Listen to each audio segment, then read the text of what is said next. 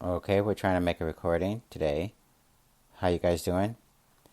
Anyway, I haven't used this program in a while. I just thought I'd take advantage of the idea that we're paying for the service. My name is Monty, as a lot of you guys know, and my wife is Carolyn. Carolyn, you want to say hi? She's a little bit of a distance away in another room, but she says hello, and here comes Lazy Bones, our cat, to say hello. You want to say hello?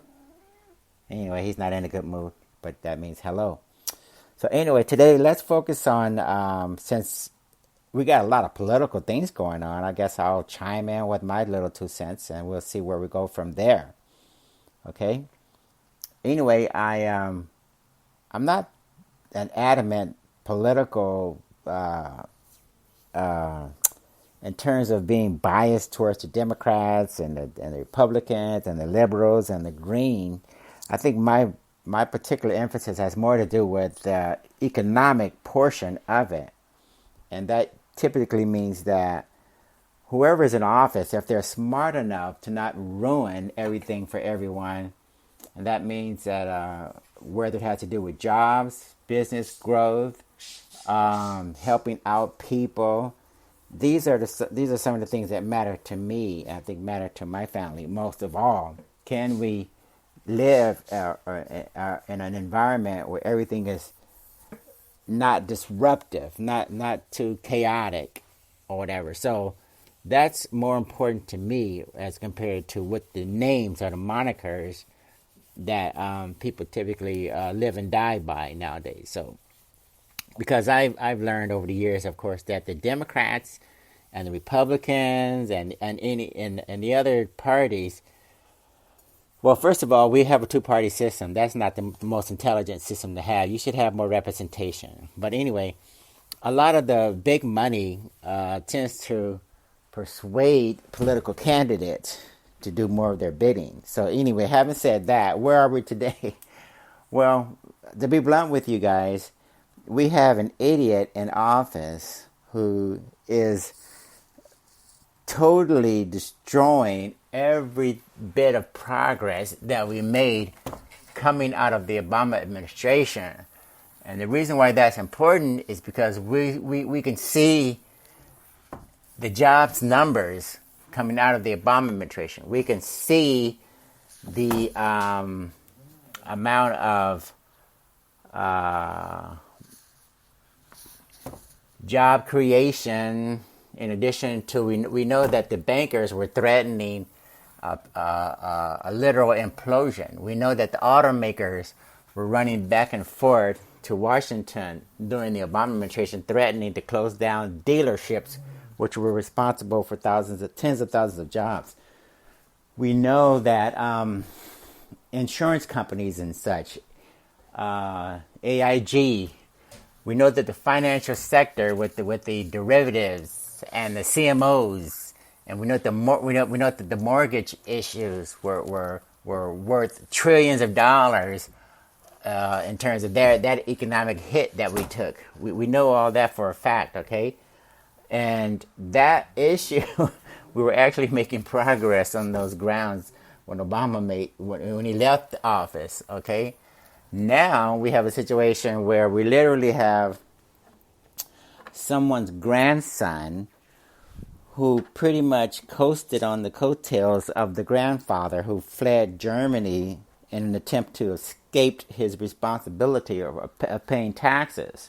So to put this in context, Grandpa Trump, Fred, literally him and his wife fled Germany to escape their responsibility of paying taxes and serving in the military. Okay, that's documented. What did they do when they went to Canada? The Trumps, the grandparents, they started a brothel. In those days, last time I checked, there was no regulation or no concern for the livelihood of the women who served in the brothels. So you could literally have people take advantage not only of minorities, but anything else pertaining to the sex industry at that time. Okay, that was literally called the Wild Wild West. And we don't need to pretend like, women were going to be treated fairly and give their due compensation and all that. Okay, call it for what it is. Okay, we know. But anyway, that's the basically where the Trump money came from. So it came from draft dodgers. It came from people who were literally fleeing the responsibilities of their own home country, Germany, to come to Canada and make money during the gold rush period in those days out of Canada. And then what did they do? They took the money from the brothels that they earned from the women. They tried to go back to Germany, and that didn't work out because the German government wanted to hold these two accountable for not paying their taxes, for being draft, at least for Papa Grandpa Trump, for being a draft dodger. So what did that lead to? That led to the Trumps fleeing Germany a second time and going to New York with I think a couple of $100,000. So at that time, going to New York, they got the opportunity to invest the illicit gains. In my opinion, it's illicit gains because they should have been more responsible as far as paying their taxes and serving in the army or whatever they were supposed to do, just like people here are compelled to abide by the law. But anyway, those two, I guess they get a pass, right? So anyway, they took the ill-gotten gains to New York, and Grandpa Trump invested in some property in New York, and that laid the foundation for the Trump empire, okay? So they started off, in my opinion, doing things that might be considered illicit and taking advantage, and then fleeing their responsibilities, avoiding their responsibilities, fleeing to New York because they couldn't stay in Germany. So anyway, the Trumps got a pretty good start thanks to brothels in Canada. And so you guys got to remember too, see, Trump doesn't have a very good reputation amongst the business people, legitimate billionaires and people who actually created their own wealth from the ground up. Even like myself, I didn't get the advantage of having someone hand me something and saying, look, here's $1 million or whatever. Go out and make as many mistakes as you can, whatever. And at least you have $1 million, a cushion to fix problems or take care of things with. Didn't have that advantage. Anyway, a lot of people on Wall Street who are self-made, truly self-made, excuse the noise, from the ground up, they don't really respect Donald Trump. Okay, so where am I going with this? Where I'm going with this is now we have a political commander-in-chief person in Washington who is highly responsible for a lot of what happens in the United States. But because of his background, not having had to be very responsible, not having had the responsibility of starting making himself a success, he doesn't really appreciate what it means to honor and just be a responsible person, okay? Let alone have the self-respect and consideration for others, okay?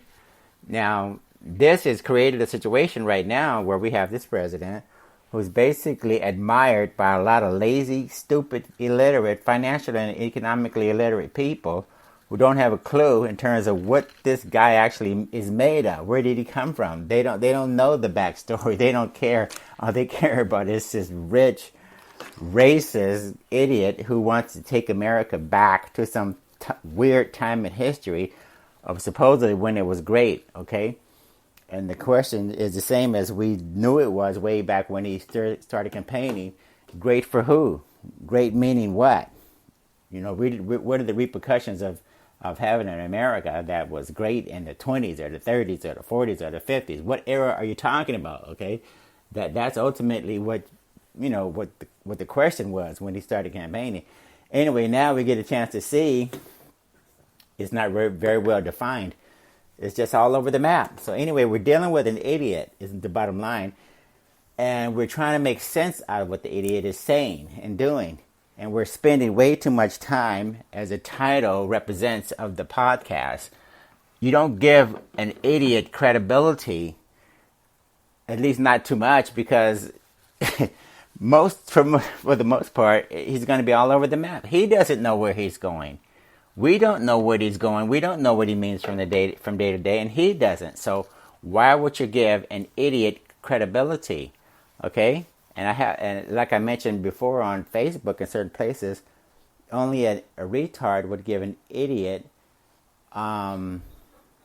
credibility or the time of day. It's just not worth it. So keep in mind, you guys, that when we're looking at these stupid Donald Trump quotes and tweets, and we're comparing Biden to Trump, you're literally giving credibility to somebody who doesn't deserve it. Okay, on Facebook and Twitter and various places where there's social media banner going back and forth, we're literally trying to figure out why we're giving, or we should be trying to figure out why we're giving credibility to this idiot. Okay, and we're spending too much precious time and resources dealing with it. For instance, as an example, the Hatch Act violation committed by Kellyanne Conway and Mike Pompeo and others clearly illustrates the breaking of laws.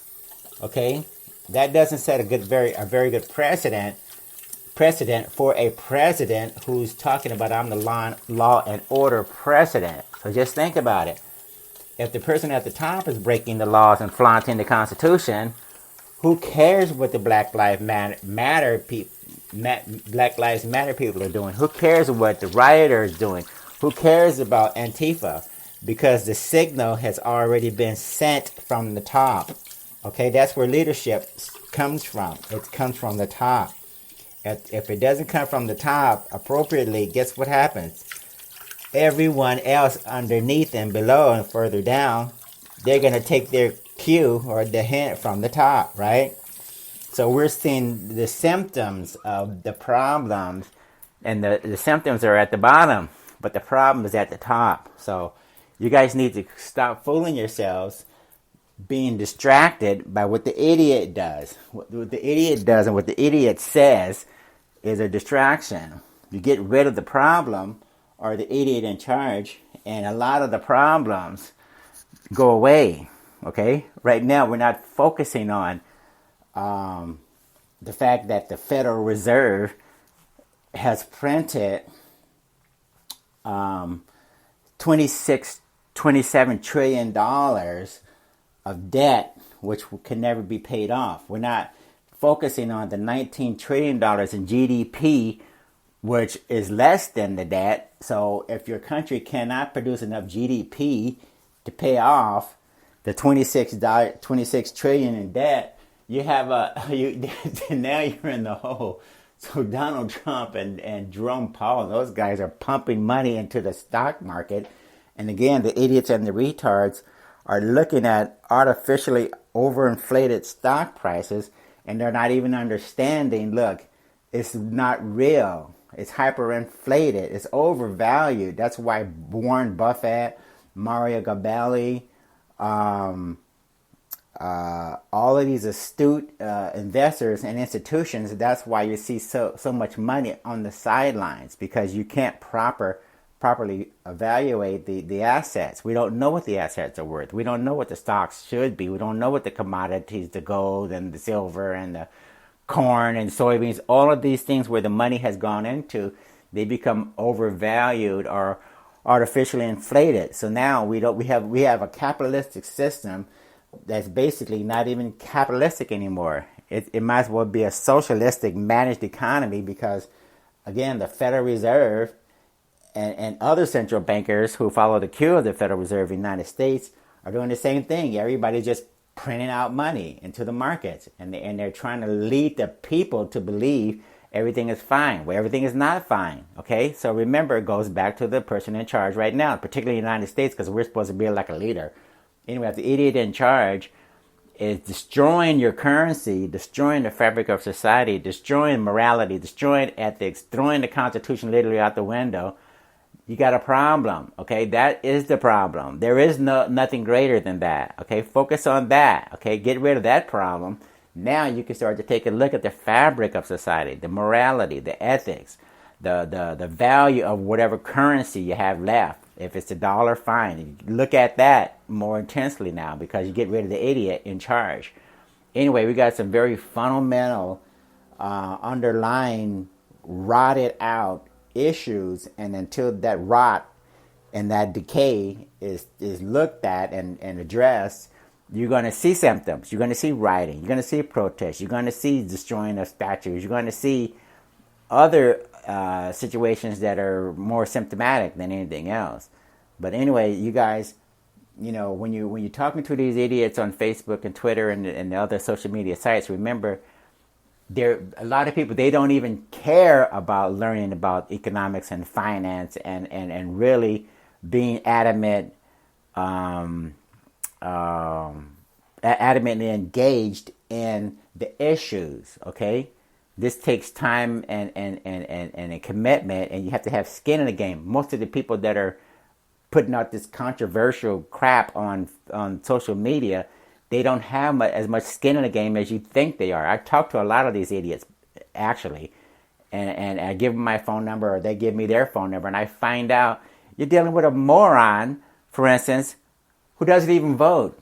You're dealing with an idiot who doesn't have any idea what economics mean, or finance mean, or investing, or anything like this. So a lot of people are getting excited, and they're having arguments and debates, but it has more to do with stirring up controversy, getting likes, getting comments, and then that's it, okay? And then they don't have skin in the game, okay? I have skin in the game, for instance. I've been doing this for 25 years. I have a very good idea of the political apparatus. I have a very good idea of the economy and finances and what's happening with Wall Street. Anyway, make sure you guys don't get lulled into this idea that you need to spend a lot of time with these idiots and morons when you don't. Stick to the facts. The facts are, we were coming out of a recession. Donald Trump inherited all the progress that Obama made.